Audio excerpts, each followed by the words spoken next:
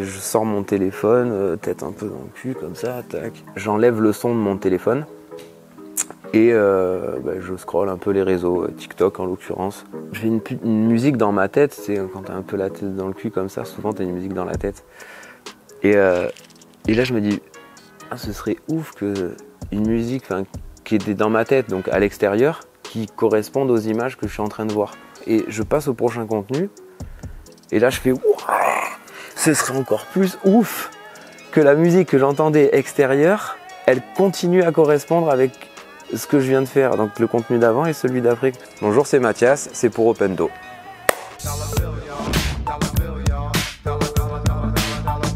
Je suis artiste, compositeur, créateur de manière générale. Parce que c'est vraiment comment je me définis, encore au-delà de la musique, c'est créateur. Mais j'aime bien créer aussi tout ce qui est aspect visuel, travailler sur les réseaux sociaux, l'image, la création en général. J'ai un parcours qui commence par la danse, où j'ai commencé avec mes deux meilleurs amis, Flo et Dave. C'est mon noyau dur, je commence par là et on se met à la danse. De là, je découvre vraiment l'univers artistique par la danse. C'est sur un moment où je voulais vraiment aller dans la danse, j'ai eu le déclic de me dire, mais en fait, je veux pas faire de la danse, de mon métier en tout cas. En fait, je veux faire de la danse, je veux faire surtout de la musique parce que j'adore ça. Je veux proposer des scénarios que je peux mettre en scène, que ce soit sur une scène ou par vidéo. Je veux créer des choses, quoi, à partir de zéro et de A à Z faire quelque chose.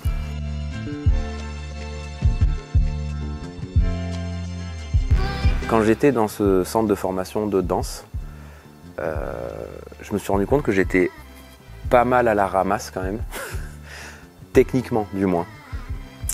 Et par contre, dès qu'il y avait un atelier de création, de composition chorégraphique, de mise en scène d'un thème ou quelque chose, je défonçais tout en fait. Alors que en termes de niveau, je me sentais un peu le vilain petit canard du centre.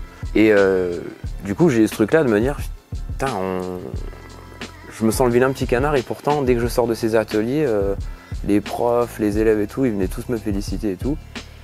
Et du coup, je me suis dit, ouais, c'est vraiment ça mon truc, je pense, c'est vraiment de créer des choses, quoi, d'où que ça vienne, de quelle que soit la base.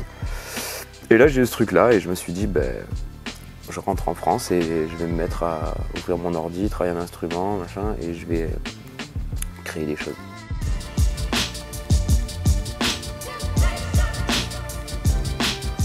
Première fois, terrible pour moi. Vraiment terrible parce que moi, mon truc, c'est vraiment la création et tout. Et c'est vrai que de base, je me sens bien tout seul dans ma bulle, que ce soit devant un ordi, avec mon clavier dans mon studio, machin. Je me sens bien là-dedans, je crée.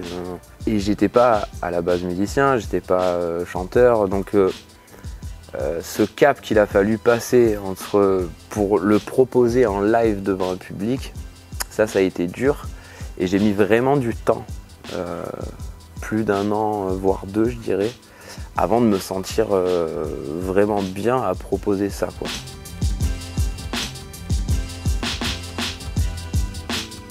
Alors oui, je me suis entouré, mais c'est vrai que assez facilement, parce que là où je suis, c'est pas un endroit très grand, ou du moins tous ceux qui sont plus ou moins loin d'un domaine artistique, que ce soit la danse, la musique, des choses comme ça, on se connaît vite un peu tous. Donc je me suis entouré, oui, de cet entourage qui gravitait autour. Mais assez facilement parce que, voilà, comme chez moi c'est pas très grand, les connexions se font vite. Et c'est vrai que du coup c'était quelque chose d'assez, on va dire, agréable et qui m'a beaucoup aidé. Puisque c'est vrai que là, par exemple, quand je viens à Paris et que je vois toute cette immensité, qui fait un peu rêver aussi dans un certain sens, et dans un autre, je me dis, par contre, la chance que j'ai chez moi, c'est qu'il y a un truc de proximité qui fait que je peux demander de l'aide facilement, parce qu'on connaît vite un peu tout le monde. On a besoin d'un local pour louer, ou pour même juste demander, en fait, pour tourner une scène de clip ou quelque chose. Ça se fait facilement, quoi. Donc oui, je me suis entouré de toutes ces connaissances qui gravitent plus ou moins loin pour réaliser des choses. Ouais.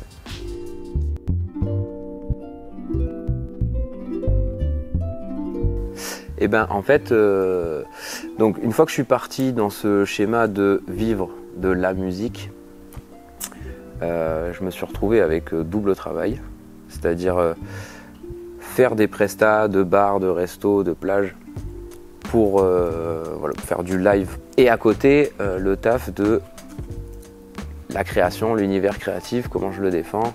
Et ça prend énormément de temps. Donc tout ça, je le développe et je me dis comment arriver à faire vivre cet univers de composition, de création. Il y a tout un panel de solutions. Et en l'occurrence, une que je trouve aussi, c'est de participer à des castings, à des tremplins, des choses comme ça. Et donc là, je suis informé de ce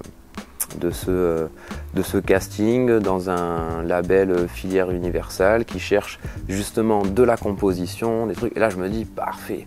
Là, quand je vois un casting où on me demande de proposer de la compo, je me dis, ah, c'est trop pour moi ça. Et j'ai pas été déçu parce que je suis allé, j'ai proposé mes compos plus j'ai dû la proposer en live. Donc toute cette formation que je me suis fait de devoir chanter devant des gens dans des bars où on t'écoute un peu à moitié et tout ça, et ben en fait ce truc-là m'a grave servi en fait, puisque je me suis retrouvé là à devoir proposer mes compos, mais dans un contexte similaire.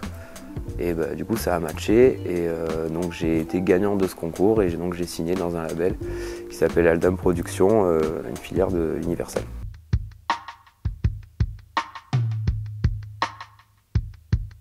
Je continue à créer, donc je sors un album qui s'appelle French Touch, un album que j'ai réalisé assez rapidement.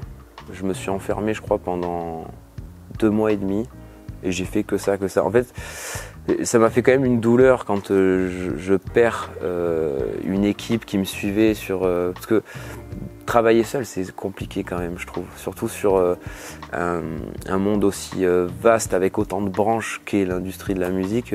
Quand tu te retrouves là-dedans seul, c'est... Mais j'avais cette soif de me dire, je veux mettre un coup, je veux qu'il y ait quelque chose qui existe sur les... Donc du coup, ce serait sur les plateformes et tout ça. Et après, j'ai passé 1 an, un peu plus, à essayer de le défendre avec les outils qu'on a maintenant. Instagram, TikTok, ce genre de choses.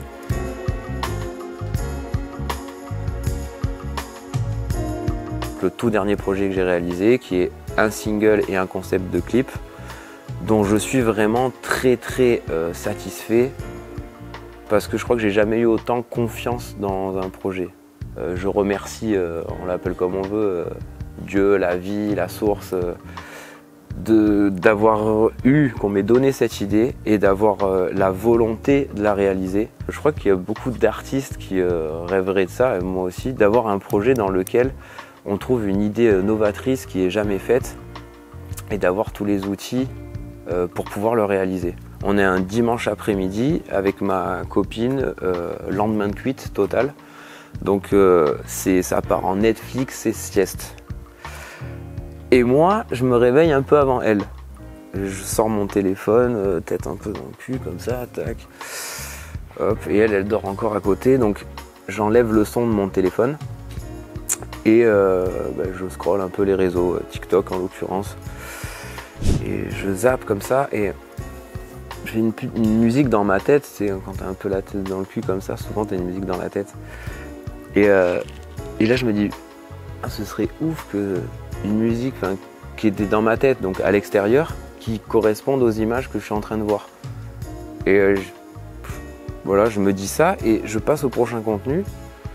Et là, je fais, wow, ce serait encore plus ouf que la musique que j'entendais extérieure, elle continue à correspondre avec ce que je viens de faire, donc le contenu d'avant et celui d'après.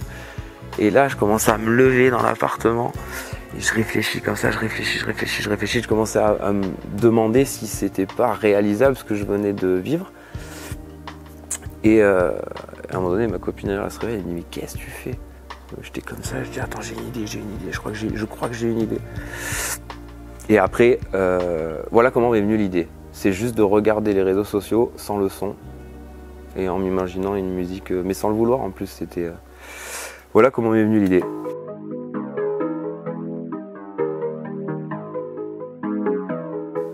Qu'est-ce qu'on peut me souhaiter? Déjà, on peut me souhaiter que ce concept ait plus de visibilité. On peut me souhaiter d'avoir une idée encore plus tordue que celle-là, ce qui va être compliqué. Et on peut me souhaiter d'être heureux surtout dans cette créativité et dans ce travail, avant même la réussite de quoi que ce soit. Je crois que le principal conseil que je donnerais, c'était presque la phrase que j'ai dit avant. Qu'est-ce qu'on aurait à me souhaiter? Ce serait de surtout être heureux dans les choix qu'on fait et de jamais perdre le côté plaisir et de pourquoi on le fait, parce que ça va être toujours la source maître et qui va motiver à réaliser des projets.